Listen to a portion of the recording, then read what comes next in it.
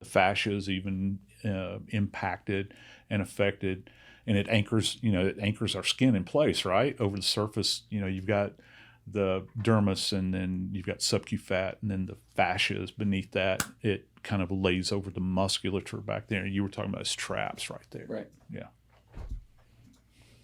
Anything else there, Baron, you want clarified? The necklace, does a necklace snapping? Brother, I'm sorry, I cannot. My eyes are so bad, Yeah. I cannot even see. Is there any way you could expand that for me, because I can't appreciate? Yeah, so you'll see a flash right above his shirt, over his right trap, right there. Okay, yeah, So his necklace, it's got a wave in it. well, it Right snapped. there, Baron? Yeah, It snapped. It's a very hardy. Yeah, Right in there. yeah. You can kind of see it right over the front of his neck, but like between his neck and his between his collar and his chin, you can see the neck, and the necklace then wraps in the succeeding frames all the way around. So it obviously broke. yeah, yeah. Is that something you see consistently with people wearing necklaces? They're shot in the neck, and it has. Again, it all depends on the caliber of the necklace. I've had I've had a lot of cases involving people wearing very heavy chains over the course of my career, and the narrower the diameter or the caliber of the metal, they become more fragile or more susceptible to an impact. Most of the time when I see them, though, when I've seen them, the thing is bent and twisted, and that's because a round passed through the necklace, as opposed to, or maybe a fragment of a round, or if a round is passing through, like what we refer to as an intermediate target, like if you have rounds that come through a wall, which happens frequently, particularly with high-powered weapons, AK-47s, those sorts of things that have this tremendous muzzle velocity.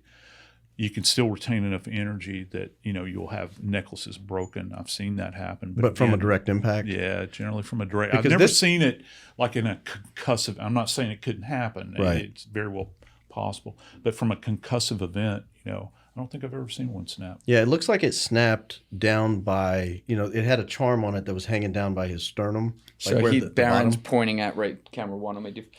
Baron's pointing right here. It's Yeah. just below where his camera is. So I just want to point that out. You're pointing right here. Right there, yeah. Yeah. So he had a cross charm that was hanging there, and it looks like that's where it broke. And it stumped a lot of people, because they say, how do you take a round of the neck and then your necklace breaks in the middle of your chest and then slings over your head? So I figured I'd ask you since I had you here. Do we know that? I'm assuming they collected that necklace. They did not. They did not. Lovely. Erica Kirk is currently wearing it, a repaired version of it. Lovely. They did not collect it. That was actually in the Brian Harpole, Sean Ryan interview. Or no, maybe that was Frank Turek that talked about finding it. Is that the pastor guy? Yeah. Right. Erica apparently was calling, asking about the necklace. Nobody knew why. Nobody I knew identified a necklace with Charlie, as that was like the identifying characteristic of Charlie. Maybe a microphone, but not a necklace. But Well, and that's that's one of the yeah. major problems I have with high-profile cases is that, and again, I'll go back and return to what I said earlier. When you start to treat cases differently than other cases, that's problematic. Yeah. Because from an evidentiary standpoint, the necklace has value. Because if it broke, guess who I want to take a look at it? I want Toolmark people to take a look at it. I want the Toolmark people with the crime lab. I want them to see it. I want them to see, how'd this thing fracture? Give me your opinion. Yeah. Because again, ruling in, ruling out. No, I'm not going to give a necklace back to somebody that was around the neck of an individual that has been publicly executed. No, are you out of insane. your mind? How about the mic? Yeah, She's that got should the have. mic. She's got the mic in a like a fucking Lombardi trophy in some glass box that she takes to events that you pay $10,000 a fucking plate to donate, and it's still got the blood on it, by the way. But like, don't you think that should probably be in the chain of? Everything there Thank you. Thanks for pointing has that out. evidentiary. You're going to get me spun up now. please Everything spin. there, everything there has evidentiary value. That chair has particular value. Oh, I didn't even think of that. You talking about the chair that Terrell Farnsworth stood in to get the camera? Well, Oh, I mean, God. people are going We to have do that what they video. do in the immediate. Yeah. I don't necessarily. What's Well- the evidentiary value of the chair? Oh, well, I'll tell you specifically. Joseph, not to direct you a little bit, but when you're talking, just a little bit more on an angle, just so people here can kind of How's see that? you. That's Is that better? perfect. Okay. That's perfect. I'm Thank sorry. You're doing great. I've got to direct my eyes. I'm going to look at you. All right. Okay. No, I want you to look at Baron, but just like keep it where you're kind of like in between us, that kind of thing. I want to tell you. Look I at love, Deef. I love your haircut. I love your haircut, by the way, too. It looks good, man. Thank you. I like You got it. a haircut since yesterday, didn't you? No, I just thought that yesterday I Oh. forgot to talk about how my ears. I looked at it's okay. It's a bad word. Okay, so Mark it, dude. He's learning. so that chair has specific value. Do you know why? No. Okay. Think about how we're sitting right now. Everybody at home, think about how you're sitting. Okay. The elevation that you're talking about, the position of the body, of his body comes into play here. And that's significant because the platform on which that chair is positioned should have been assessed without him in it, in that position, or wherever they found it, because you can never, like, let's say the chair got kicked aside or kicked away. It did. You cannot go back and place it in the exact position. However, there's an accounting that has to take place with that specific chair, because even if that chair came off the line at the manufacturer with 100 other chairs, that chair is unique to itself. The measurement from the rear of the legs to the back here, and how does his body fit into that chair? What position is he in? Because, we're talking here, one of the big questions here is trajectory, right? We're talking about, is it a flat trajectory? Is it an elevated position? Whatever it is, that chair has significant value, and it can have evidence on it as well. Blood deposition, these sorts of, we don't know what's on the chair. For all I know, I don't know where it is now. I have no idea. I don't know if it's been, if you go to a university, I can go to my university and we've got stacks of chairs everywhere. They just take the chair and stack it back up.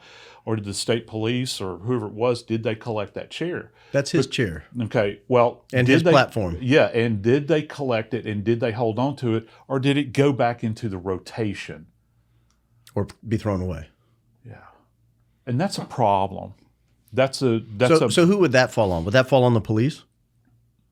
Oh, hell yeah. The people actually examining the crime scene? Yeah, once people are absent at the scene, get your ass out of there. And I'm referring to any civilians that are around there, because if you're not part of the investigative team, you're a civilian, period, end of paragraph.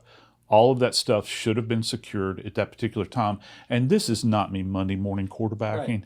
This is baseline stuff. This is